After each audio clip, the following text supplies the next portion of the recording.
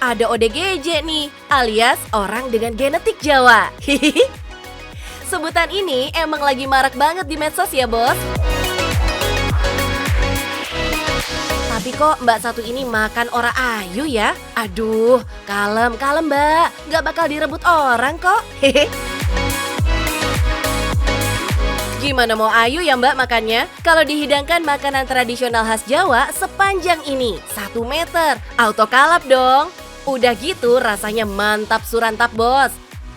Ulala, semua bikin lidah menari. Pantes aja restoran ini rame terus. Perpaduan rasa yang amazing dan ukurannya yang wow bikin pelanggan pengen balik terus. Bahkan artis dan food vlogger seperti Zakia Gotik sampai Rexy Rizky juga datang kemari, Bos. Pengen nyobain makanan yang super besar ini. Gak heran ya kalau omsetnya sampai ratusan juta. Ih, merinding dengernya. Duh, mau silaturahmi dulu deh sama yang punya makanan 1 meter ini. Aduh Bos, ini berat banget nih. Ini nih masakan tradisional Jawa 1 meter yang lagi viral. Kalau teman-teman pengen tahu lebih banyak tentang makanan kekinian ini, tetap di Cuan Bos.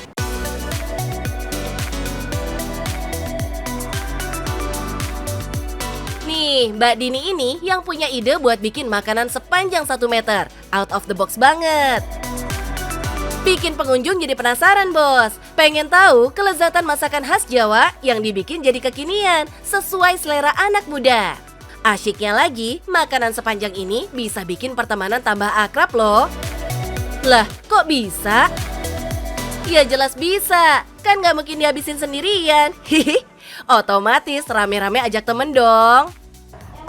Makanannya enak, suasananya enak.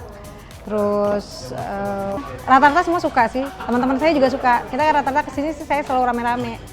Jadi cukup mewakili banyak selera teman-teman. Gak hanya sama temen, Bos. Makanan sepanjang ini juga cocok banget buat keluarga ataupun arisan ibu-ibu. Dijamin bakal kebagian semua. Hihihi. Masalah rasa dijamin, Bos. Semuanya khas bin otentik dari Jawa. Bikin rindu kampung halaman pokoknya. Kok bisa sih, Bu, kepikiran bikin makanan sepanjang 1 meter ini? Konsepnya itu adalah balik lagi kalau di Jawa itu orang kan maunya guyup ya. Makan tuh nggak dinikmati sendiri, tapi sebisa mungkin bersama keluarga atau temen atau arisan atau sohib lah istilahnya. Jadi rame-rame. Jadi kita kepikir kenapa nggak sih kita bikin menu yang bisa dinikmati rame-rame tapi dengan cara fun. Ya, jadi bikinlah 1 meter bisa dimakan 4-5 orang rame-rame, menunya bervariasi. Jadi mereka nggak usah capek-capek pilih menu, udah kita bantuin. Nah, ini dia menu andalan Bu Dini, si gudeg 1 meter. Isiannya mulai dari tempe, tahu, ayam kampung santan, telur, sampai krecek.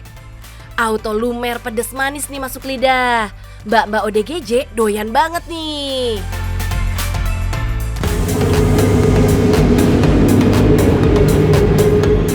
Ayam kampungnya emang lembut banget ya, Bos, nggak ada lawan. Setiap harinya mereka bisa masak sekitar 2-3 kuali besar loh.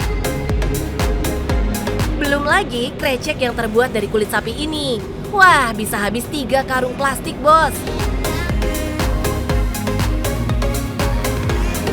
Kerupuk kulitnya juga nggak sembarangan. Kudu yang emang bener-bener punya serat halus biar teksturnya lembut, nggak bikin seret. Hehe. Ya pastinya memang dalam menentukan proses resep itu ada proses di mana kita harus trial dulu beberapa kali, dicoba dulu, terus kemudian sampai bener-bener rasanya kena, kita tes juga. Sempat waktu buka itu kita tes market dulu. Jadi kita tes dulu ke beberapa orang sampai rasanya cocok baru kita launching. Karena kadang-kadang ada tes yang aslinya di Jawanya itu mungkin manis contohnya, tapi di Jakarta nggak bisa begitu.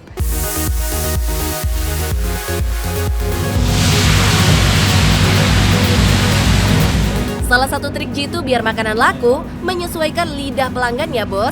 Sekali cocok, dijamin gak bakal sepi deh. Makanya, biar pengunjung datang terus, Bu Dini bikin menu baru yang istimewa. Si buntut bakar 1 meter, plus sop buntut yang gurih abis. Wih, auto diserbu pengunjung nih, Bos. Jadi Bos, resep dari buntut bakar ini otentik. karena dibuat oleh orang Jawa asli.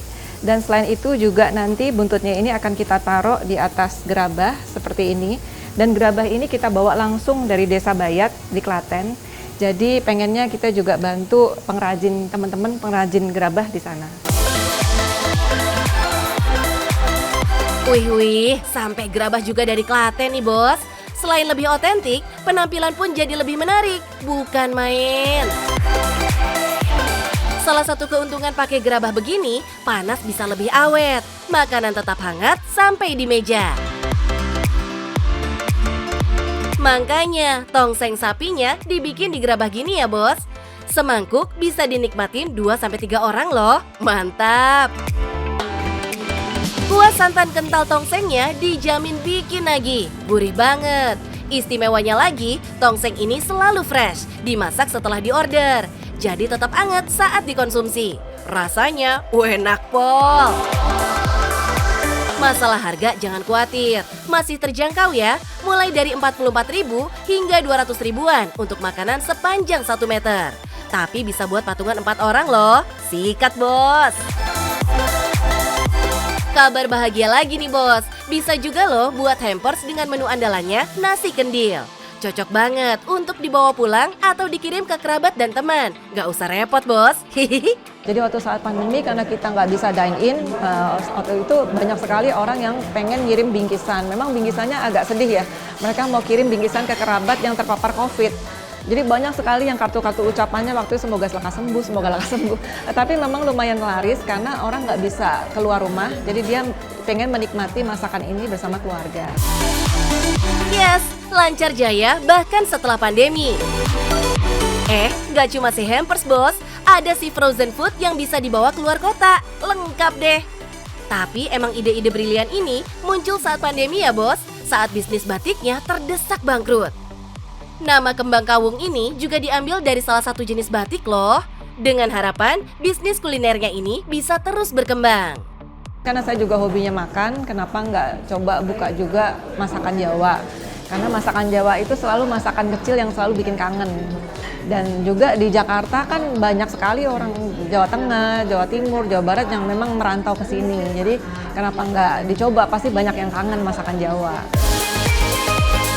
Gak sia-sia ya bos, usaha manis ini bisa memberi cuan baru ya. Haha. Secuan apa sih bisnis kuliner ini bu? Kira-kira ada 3 orang pengunjung setiap bulan. Hitung aja dengan pembelian minimal sebanyak Rp60.000. Omset yang didapat sampai Rp180 juta sebulan bos. Wih mantap. Gak salah ya bu, banting setir dari usaha batik ke usaha kuliner. Hihi. Bos, kalau ingin bisnis sukses, maka harus jeli melihat pasar dan harus tetap kreatif. Yang penting, cuan bos.